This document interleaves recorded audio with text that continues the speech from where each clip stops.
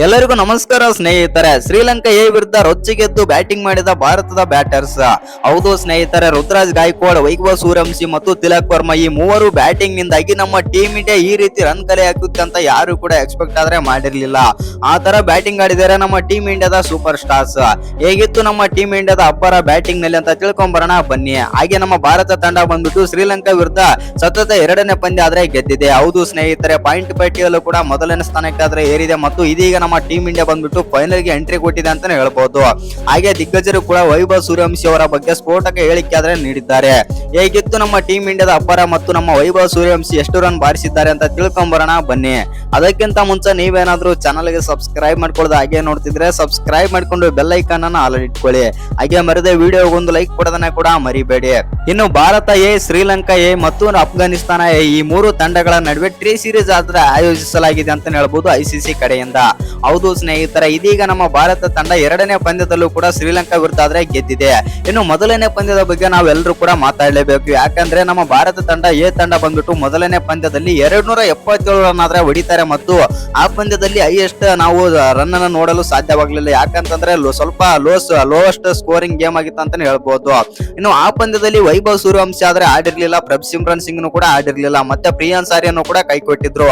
ಆದ್ರೆ ಋತುರಾಜ್ ಗಾಯಕ್ವಾಡ್ ನಾನಿದ್ದೀನಿ, ನಾನು ಮೇನ್ ಬ್ಯಾಟ್ಸ್ಮನ್ ಅಂತಂದು ಪ್ರೂವ್ ಮಾಡಿದ್ರ ಅಂತ ಹೇಳ್ಬಹುದು. ಆ ಪಂದ್ಯದಲ್ಲಿ ಋತುರಾಜ್ ಗಾಯಕ್ವಾಡ್ 101 ರನ್ ಆದ್ರೆ ಹೊಡಿತಾರೆ.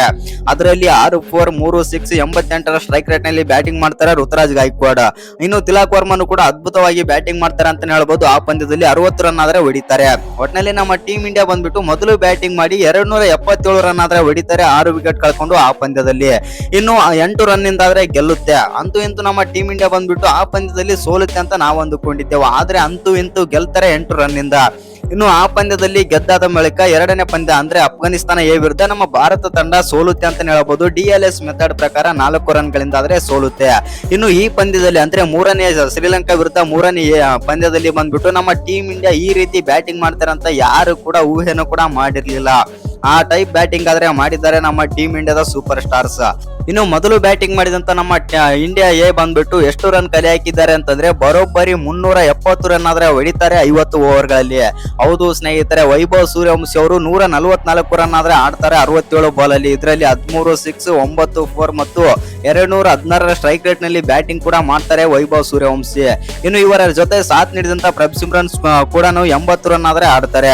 ಆನಂತರ ಬಂದಂತ ಪ್ರಿಯಾನ್ ಸಾರೆ 60 ರನ್ ಆಡಿದ್ರೆ, ಇನ್ನು ಋತುರಾಜ್ ಗಾಯಕ್ವಾಡ್ ಮತ್ತು ತಿಲಕ್ ವರ್ಮಾ ತಮ್ಮ ಅನುಭವ ಆಟವನ್ನಾದ್ರೆ ತೋರಿಸುತ್ತಾರೆ. ಒಟ್ಟಿನಲ್ಲಿ ಹೇಳ್ಬೇಕಂತಂದ್ರೆ ನಮ್ಮ ಟೀಮ್ ಇಂಡಿಯಾ ಬಂದ್ಬಿಟ್ಟು 370 ರನ್ ಪ್ಲಸ್ ಆದ್ರೆ ಕಲೆ ಹಾಕುತ್ತಾರೆ 50 ಓವರ್ಗಳಲ್ಲಿ. ಇನ್ನು ಡಾಮಿನೇಷನ್ ಪ್ರದರ್ಶನ ಆದ್ರೆ ಕೊಡುತ್ತೆ ಶ್ರೀಲಂಕಾ ವಿರುದ್ಧ ನಮ್ಮ ಟೀಮ್ ಇಂಡಿಯಾ ಎ.